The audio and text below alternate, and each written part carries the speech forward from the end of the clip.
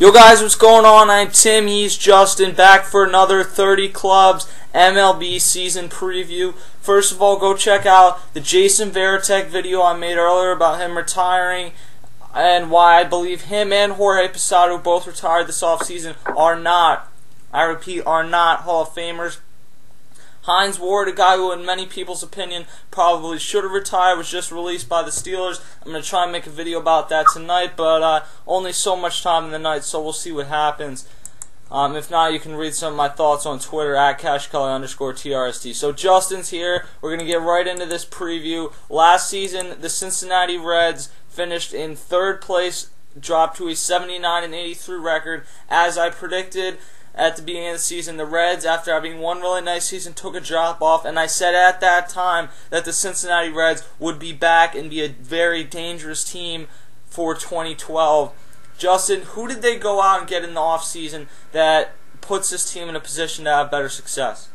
Yeah, they got a great package of players, but they did give up some nice minor league potential all-star players in the minor leagues over to some other teams, but they got Matt Latos in a trade with the San Diego Padres. Padres got a nice package. You got Yasmani Grandal, Yonder Alonso, who has been the Cincinnati Reds, I think, #1 prospect over the past couple of seasons. You also got to go into their outfield. You got also some great an outfielder, power bat in the outfield, and Ryan Ludwig, who is still having it right now. He still has what it takes. You also got Ryan Madsen, your former closer in the Philadelphia Phillies. You also got Wilson Valdez. In other minor league moves, you got Jeffrey Francis. You got Brett Tomko, my favorite pitcher in the major leagues. Clay Zavada, former with the Arizona Diamondbacks, and Dioner Navarro. And Dioner Navarro is actually a pretty decent move. The guy's never panned out to be what they originally thought, but he was an all-star one year, so maybe he can make somewhat of an impact at some point this season. Let's go through the Reds lineup now. We'll start at catcher. Ryan Hanigan will be the starting catcher this season. In 91 games last year, he had .267 with 6 home runs and 31 RBIs. This is one of the positions on the field that the Reds are not necessarily strong at, but they have a pretty solid backup. Let me open this up real quick. My bad, guys. They have a pretty solid backup with Devin. My bad. Mr. Rocco. Yeah, Mr. Rocco. He is a top prospect. I've seen a lot, heard a lot about this guy. Dusty Baker has been reluctant to make him the official starting catcher, but if he shows what the Reds believe he can do, then eventually this season he will probably be the starting catcher. Last year in 18 games, 50 at-bats. Take this for what it's worth. He hit 180, but he had 2 home runs. I think that this is the future catcher for the Cincinnati Reds. Whether he's going to be that this year, I don't know, but he will play a decent role. I would expect him to play 60 or 70 games at the least. Yeah, Ryan Hanigan. Well, we'll start off with Ryan Hanigan. Ryan Hanigan does not give you too much pop. He'll get you home runs time to time, but you really get a nice solid average out of Hanigan. So he plays great defensive baseball. You can never go wrong with having Ryan Hanigan as your catcher. But when you go over to Devin Mesoraco, he has been in their minor league system. Last year was when he actually got into the majors. In 18 games, with Tim already pretty much covered, 2 home runs, 6 RBIs with a 180 average. He's going to be the official backup to Ryan Hanigan. It's a pretty solid backup, and I just can't wait to see this guy because this Reds have a really talented minor league system, and they really train these guys very well. Over at first base, then, you have the 2010 National League MVP, Joey Votto, and while a lot of people felt that he could not back up what he did 2 seasons ago, he did do it again. And I don't know why people thought that, really, because the season before in 2009, the guy hit .322 with 25 home runs. That's a really solid year. And for the second time in his career last year, he went over 100 RBIs, dropped from 113 to 103. Still a good season, though. Hit .309 and 29 home runs. It's tough to complain about a .309 average, but I think Joey Votto can do better. The one thing that I noticed last year was that he increased his walks. His previous career high was 91, and then last year went up to 110. The steals were down a little bit. He wasn't as active on the base paths, and he got caught a little bit more, so the success rate was not as good. I think Joey Votto overall is one of the top 5 or 10 hitters in the game right now. Absolutely. There's nothing really you have to have much of a problem with Joey Votto. Last year was just a down year for that whole Reds team compared to their 2010 campaign.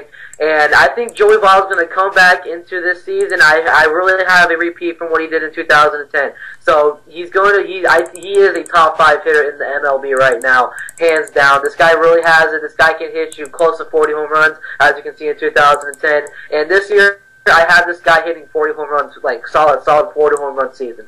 And there's nothing really you have to worry about. I mean, last year it was just a down.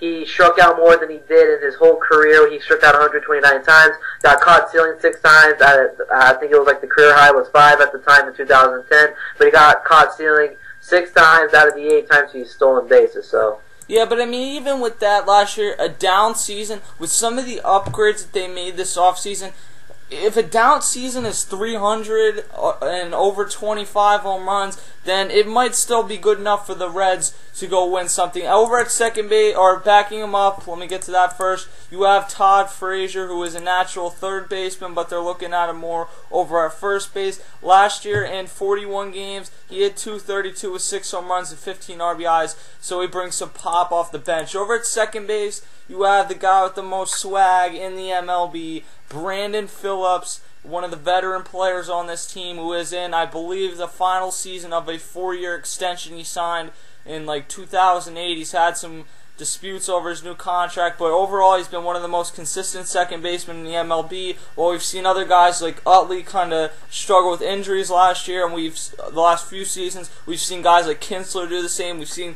guys like Cano emerge. The one guy who's really been consistent for the last 5 or so seasons has been Brandon Phillips. Last year, he had a career-high average, 318 home runs, which is right around what he's going to give you. I know he had 30 in 2007, but for the most part, he's going to give you 18 to 20 home runs, and this is somewhere between 80 and 90 RBIs. He can steal some bases. He stole a lot more earlier in his career. The numbers have gone down over the past few seasons, as has the success rate of him stealing. But if the average is going up, it's probably worth it. And Brandon Phillips overall is one of the best second basemen in the MLB. Yeah, I mean, he plays you see him constantly on highlights. I mean, this guy plays tremendous defensive baseball, and as of late, he's been pretty good. And I do expect a repeat from this season. I think he can maintain at the end of the season a nice 300 average. He's going to get you about 20 home runs this year. I think he can make it back-to-back years with 18 home runs. I think he's going to be a solid. Tim, would you pull him at the number 3 hole in the lineup? Yeah, I mean, a lot depends on what they... I think I'd put Jay Bruce in the 3 hole. Brandon Phillips will probably bat second. Yeah, second or third. I mean, this guy overall has been terrific as of late, and I just still see a repeat. This guy still has it at a very older age, and he still has pop. Yeah, I mean, he's still only like 33, so he's not too old. Wilson Valdez then backing him up at second base. Valdez spent the last 2 seasons with the Phillies, so I got to go look at him. I know the numbers on the page don't jump out at you, but what I can tell you is that he's a very incredible fielder. Let's be honest. This guy has a cannon. He is probably I'm not exaggerating this at all. This guy has the strongest arm for a shortstop that you will probably ever see in the MLB. He's not a power hitter or will give you very few home runs, but when he gets streaky, he can be a nice hitter and he can be a decent bat off the bench for the most part. And I think that he could end up maybe getting a starting position if things don't work out with Cozart at short or Scott Rowland has trouble staying healthy, which has happened before. Wilson Valdez is a nice overall bench piece, and he's really fast off the bench too as well. So I think that Wilson Valdez is actually a very good pickup and an improvement over Paul Janisch, who has been this team's main utility guy. Even got some looks as a starter last year, but really just struggled, hitting .214 with 0 home runs and 23 RBIs. So, Justin, when it comes down to it, Wilson Valdez or Paul Janisch? I'm sticking with Wilson Valdez. I think he plays great, tremendous baseball. He plays great defense. You have a nice defensive infield, you should say, because Brandon Phillips plays great defensive baseball, and I am not doubting that Paul Janisch could possibly work his way back to being the starting shortstop. But I think, as a starting second, or backup second baseman. But I'm gonna stick with Wilson Valdez for now, and he's still very young, and he's still coming up to 99 games. he did give you a nice, decent average to end off the season, but I see him getting a little bit more playing time, and I could possibly see him having split time over with Zach Kozar at shortstop. And then back over at shortstop, you have Zach Kozar, who last season, I mean, he's I believe like 26 years old, hit .324 last year in 11 games. So that really doesn't mean nothing, but he showed a lot to them to make them think that he in the future could be a very good shortstop. Yeah, he came up in the Reds organization last year. Was when he actually made his major league debut in 11 games with the Cincinnati Reds. I see he has .324 average. I mean, that's obviously for only playing a certain amount of games.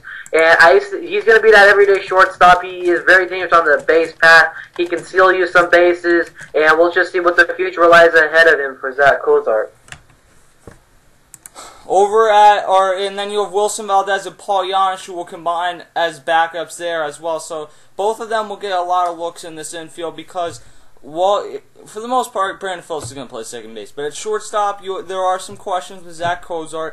And then at third base, you have Scott Rowland, a guy who's, when he's going, and he is up there in age at this point, but when he's going and not getting in fights with the managers, for the most part, he's had a very nice career. In 2010, he had 285, 20 home runs, and 83 RBIs. But then last year, 242, 5 home runs, 36 RBIs, could not stay healthy. That has really been the biggest issue throughout his career, from his time with the Cardinals, with the Phillies, with the Blue Jays. With everyone he's been with, he has just not had a great success staying healthy. If that is the case, Wilson Valdez can also play over at third base. We saw it during Roy Halladay's no-hitter against the Reds in the playoffs the other year when Polanco was hurt. You saw Wilson Valdez shift over to third base. He has the arm to play third base. So overall, I think that if you look at him, Scott Rowland, if he can stay healthy, is obviously the best third baseman on this roster, and he's still a top 15 third baseman. I'm just not sure he can stay healthy, and he's still a good fielder too.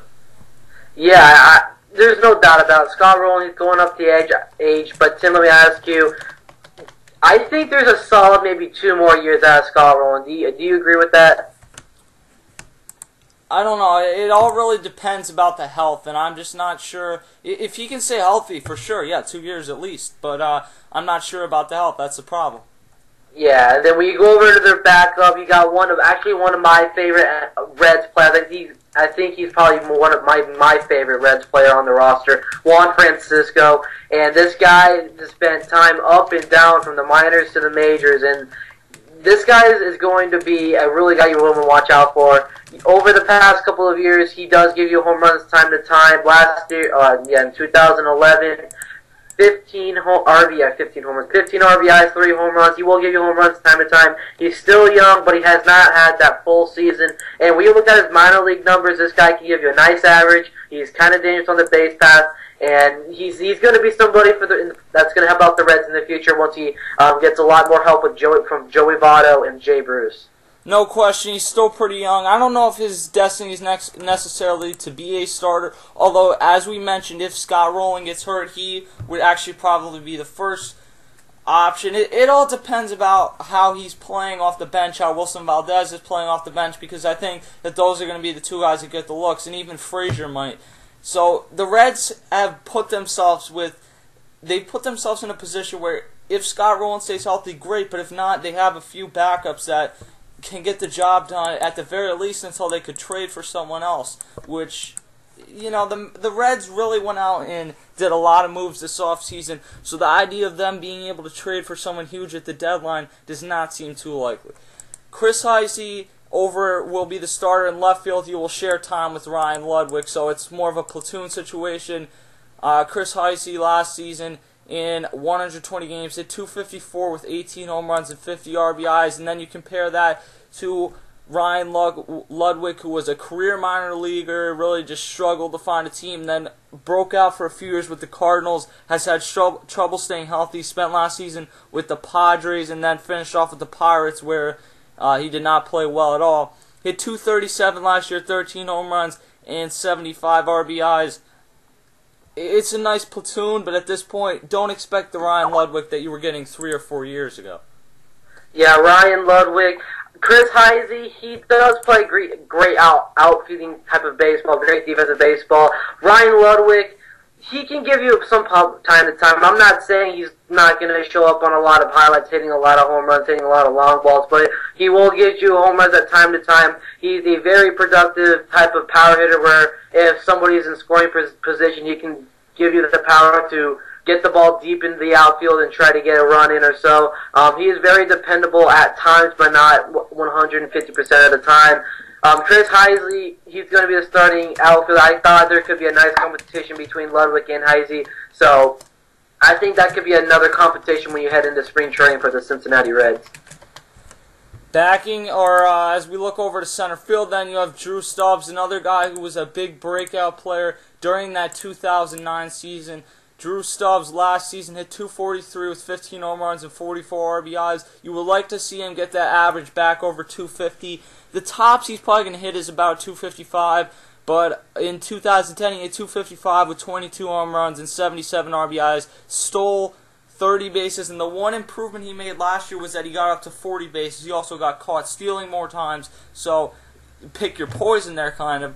But you would like to see him get closer to that 2010 season where he hit over .250 and he hit a few more home runs. Yeah, I can see a repeat of Drew Stubbs last year. I think he is totally suitable of getting up his average up to .250, and I think he can do it. I think he can improve it over .250. I think .255. I wouldn't say up to .260, but I think .250 is where I would put Drew Stubbs at when he's on the average wise. And then over in right field, you have Jay Bruce will be your starting right fielder, one of the more underrated younger players in MLB. He's still only like 25 years old. He'll be 26, I think, early in the season. And a lot of reports are coming out that he came into camp a little bit lighter than normal. That's from Reds.com. Last year, he had .256, 32 home runs, and 97 RBIs, stole 8 bases, but got caught 7 times. So overall, base-wise, he's able to steal, but if you're going to get caught as many times as you steal, it doesn't really help your team that much. And then backing him up, or if you go back to 2010, he had .281 with 25 home runs and 70 RBIs. So while the average dropped drastically, if you're going to get 27, almost 30 more RBIs and 10 more home runs, then you'll probably take what he gave you in 2011. Yeah, Jay Bruce, ever since he made his debut in 2008 for the Cincinnati Reds, he has given you a double number of home runs. This guy is a potential NL MVP candidate, and I think he's going to be a sleeper for MVP candidate because this guy can go into each season and hit you 25 plus home runs. And ever since 2010, this guy has just been phenomenal. And there's just a loss of words. I can't really pronounce. This guy is just amazing.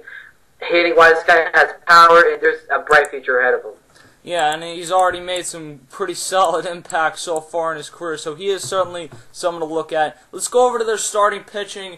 Johnny Cueto is now the ace. Edison Volquez, who had one good year and essentially just struggled to ever get back there, is gone now. We'll get to that in a second. Johnny Cueto has shown some nasty stuff, but the innings-wise has kind of been the problem. Last year, 9-5, but a .231 ERA in 24 games. And as a legit starter, you got to be over 30 starts to really consider a really good season in 200 innings, which he's never done. But every other season of his career is over 30 starts. But the ERA, the lowest before that, was .364. If you look at what Johnny Cueto did last season, to go from .364 to .231 in 24 games, I don't think it was a fluke. He's still pretty young. He's only, 26 or 27, so he's right about ready to hit his prime. You want to see the innings up, but if you can get an ERA under 3, he's a really solid ace and a guy that, with Lados, is going to provide a solid 1-2 punch. Yeah, it's a solid 1-2 punch, man. I agree with you 100% here. But last year was a down year for Cueto. I mean, every single year, ever since 2008 where he came into the majors, he had a down year in 2008, revamped and tried to improve in 2009. And ever since then, I mean, this was a better year ERA-wise, but it was only in those 24 games. On average, this guy has appeared in 30 games, and I can see him coming into the season because he's got a lot of weight on his arms this year. He's coming back from injury. Edison Volquez is not there. I know those two are buddy, and with no Edison Volquez there to like give him some like help or anything. He has so much weight on his shoulders, and he has a lot of pressure going into the season with having them be the ace of the squad. Yeah, but I don't know how much pressure he really does have, because this is a rotation that actually has pretty solid depth now. Matt Latos, one of the most underrated pitchers in the game, they acquired in offseason. What you're going to see is his ERA is going to go up, because moving from Petco to Great American Ballpark, you're going to give up a few more home runs. But if you can get anywhere near 14-10 with a 2.92 ERA, which he gave you in 2010, last year he was 9-14 with a 3.47 ERA. To me, this is a deal that it's either going to really work out or it's really not. But I have him as a sleeper for my Cy Young because he's still only 24 years old, and I think he can be one of the best pitchers in baseball. And because he put up the Padres, not a lot of people got a chance to see him. But in an off year last year, he had a 3.47 ERA. As I said, that ERA is going to go back up, or is going to go up moving to into Great American Ballpark. But if he's moving there, but he doesn't have as bad a season as he did last year, and he still didn't have a terrible season last year. He threw almost 200 innings. If he can have closer to 2010 season, have an ERA around 3.10, win 17 games, then he is a really solid number 2. If not, then you're right, there is a lot of pressure on Edison Volk or Johnny Cueto. Yeah. Now, Matt, we go over to Matt Latos. Last year was a down year. Wasn't it last year where he like sneezed and he got injured his arm or some shit like that, Tim? I don't know. I mean, I've seen a lot of people do. I've heard about a lot of people doing that. I'm not sure exactly if that was last year or the year before. I believe it was last year. I see this guy having. He's been in the National League. He knows a lot of these National League teams.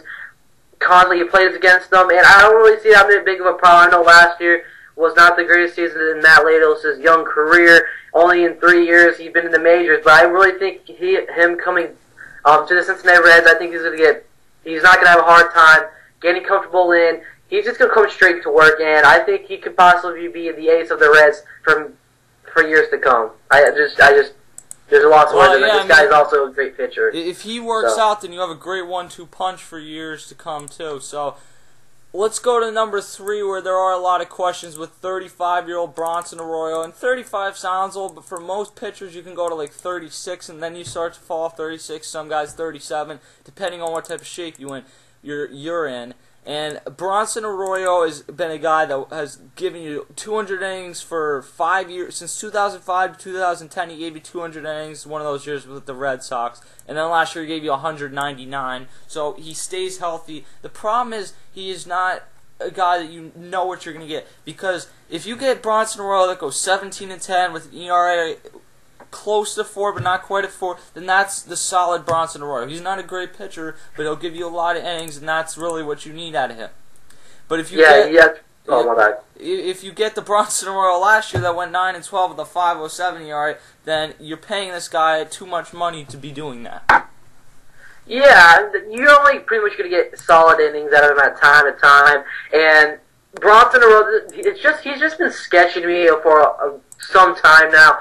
I mean, when you look at it, think about this. Okay, 1 year Bronson Arroyo will have an okay season, and then the next year he does not perform well. I mean, it's just an on and off type of years with Bronson Arroyo. I don't know.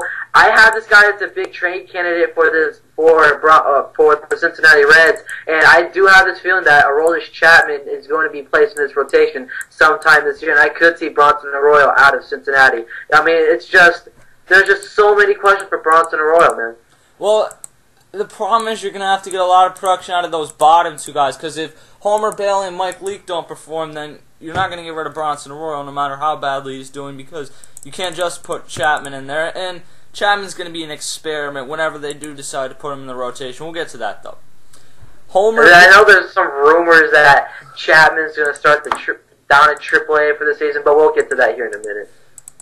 Homer Bailey will be at the number 4 spot. Here's a guy who had a lot of expectations they had a lot of expectations when he came up. They kind of rushed him to the MLB. He's still really young, only 26 years old. The thing about him is the ERA has been solid around 4.50 the last few years, and that's just not good enough for an MLB pitcher. at the number 4 spot, it's not awful if you have an ERA a little bit over 4. It's not really good, but if you can get the ERA down closer to 4, then that's pretty solid for a number 4 starter. But unfortunately, Homer Bailey's career so far, and I'm not saying it won't end up being good, but it hasn't gone the way that they planned and it was expected to. Yeah, man. Homer Bailey, he also been affected by injury at times, and I've been reading a lot of these injury reports, and I think Homer Bailey is set to go. They think he's 100% healthy, and when he comes into the season, the number 4 hold, he could be a pretty decent number 4, but we'll just have to see and weigh if this is a season where he can try and revive his young career. And then at the number 5 spot, you have Mike Leake, a guy who had a very solid start to his career in 2010, but ended up with a slow finish. Went 8-4 with a 4.23 ERA. 2011, besides the getting caught for stealing at some, like, what was it, a clothing shop, a department store? Yeah, it was a thrift shop. It was like a department, like a thrift shop. I don't know. It was like some clothing, and like, he walked out of the store, and they thought, and I guess like one of the people like did not scan a T-shirt or whatever, and they thought they was stealing it or some shit like that. Nah, that sounds like an excuse for celebrity. Regardless, I mean, if you steal from if you steal from a thrift shop, that's pretty low. But I think it was a department store. I doubt that he stole from a thrift shop, though. I still have a question with that. If you're in the MLB, and he might not make too much because he's still young, but you make more than the average person. So if you can't figure out how to make your money to the point where you have to not only go to a thrift shop, but that you're buying from a thrift shop, that's pretty bad. But 2011, he had a nice season, 12-9, 3.86 ERA. That's really solid for your number 5 starter. So I think you'll take that. Aroldis Chapman now. Here's a curious case of a guy who a few years ago, the Cuban Missile, and right now the Reds are not exactly sure where his career is going to go. Much like the Rangers were a year ago with Natali Feliz, they kept him at that closer's position. Now, the Reds did go get a closer, but Ryan Madson only signed a 1-year deal. And we'll talk more about Ryan Madson in a minute. From what I've seen from Aroldis Chapman, I got to tell you, I think he could be a lockdown closer, but one of the things that makes him so good is how hard he can throw the ball. I mean, we've seen 105, I think, which is an MLB record. You're not going to be doing that if you're a starting pitcher, because you'll burn out by like the 4th inning, which you can't do if you're a starting pitcher. He makes a lot of money, so to continue to have him as a middle reliever probably does not make sense. So if they send him to AAA to start the season, it's because they want to get his arm out of reliever mode and get him used to pitching 6 or 7 innings a game rather than pitching 3 or 4 times in 6 or 7 games. So I think that he would best be served eventually as being closer, so making him a setup man to me would make the most sense because you have Madson at least for this year. I don't know. I mean, I think if they give him a try at start or whatever, he's 23 years old. The problem is, if you can really get this guy going this year, he could be a very valuable weapon against teams like the Phillies in the National League who have a lot of left-handed hitters, and he could really help to slow down a lot of those big-time hitters. I mean, if you bring him in against the Diamondbacks, against Paul Goldschmidt or one of the big left-handed hitters they have, someone like that. Paul Goldschmidt's left-handed, right? I'm actually not really too sure on that. Well, whatever. Pretend he is if he's not. If you bring him in against one of the big left-handed hitters on one of these... Like Jay Upton and Chris Young. Yeah, they're right-handed. But if you bring him in against one of the left-handed hitters on one of these teams, he could be a very valuable weapon, especially if it's one of the veteran guys who doesn't have the bat speed they did anymore, because a lot of guys are not going to be hitting 100-mile-an-hour fastballs. What we've seen sometimes out of him is that he throws a fastball too much, that he almost gets like relying on it when he has some other pitches, and eventually major league hitters are going to hit an 100-mile-an-hour fastball because you're not going to throw 105 4 or 5 pitches in a row. Tim, I'm going to have to disagree with you with him being the closer. I think this guy has what it takes to be a 15-game starting pitcher in the future. I mean, this guy is still young. I don't really see him being a bullpen guy. This guy is going to be a smack dab, solid pitcher. This guy, there's just 100 miles an hour in the game. It's insane. I mean, this guy really made an impact in his MLB debut, and I just can't wait until see this guy starts being on TV maybe opening day, maybe if he gets that shot in the way future. But right now, I can see him starting the season down in AAA, but I don't see him being in the bullpen at all. I mean, this guy is made. I can understand him being starting the season down in AAA to get ready and to start that every other fifth day or whatever the hell he wants to pitch. Starter, I can see him pitching a solid 5 or 6 inning type of game every time he's up to pitch. So the bullpen doesn't seem too likely if you're using Aroldis Chapman the right way. Well, for me, I think it does because 5 or 6 innings really isn't great, but bringing in a closer that can throw 105 miles an hour, I would compare him to what Billy Wagner used to be, or one of those type of closers that you just bring in and he throws straight fastballs every time. It mixes in a few other pitches and ends up being nasty. He's got some work to do, but I think... Yeah, that's why I think it's always a good idea to, I'm not against him putting down in AAA. I mean, he has spent time down in AAA. I think he spent a minor time down in AA. So it's always good to build up your bullpen type pitcher down in AAA, and let's just see how well Aroldis Chapman can do. I think he's going to have a repeat from last year. I think he'll 50 solid innings. It depends on how much time they plan on putting him down there, though. And then let's look over at the final piece, the bullpen. We'll start with Sam LeCure, a guy who we had on this show. Very nice guy. One of the nicer MLB players we've ever talked to. Last season, in 43 appearances, he went 2-1 with a 3.71 ERA, so he is a very nice middle reliever. Justin, what do you think about Sam LeCure? I think Sam LeCure, he's going to be serving not as a late reliever. He's going to be right in the middle and possibly an early reliever in case one of the pitchers do not had a bad outing. Sam LeCure, he's coming out of Texas, and this guy just has. I think he has a bright career in front of him. I think he's only been in the season, in the majors for the past 2 years, and the future is bright for him, man. And then we'll look at Nick Massett. Last season, Nick Massett went 3-6 with a 3.71 ERA, another 3.71 ERA in 75 games. So that is pretty much good enough. He will be your setup man. You would like to see him get that ERA down a little bit closer to the 2.30. They also have Sean Marshall. So. Yeah, well, yeah, you're gonna have two setup men. But in 2009, he went 5-1, 2.37 ERA. He's gonna give you a lot of games over 75 innings, so he is a solid reliever.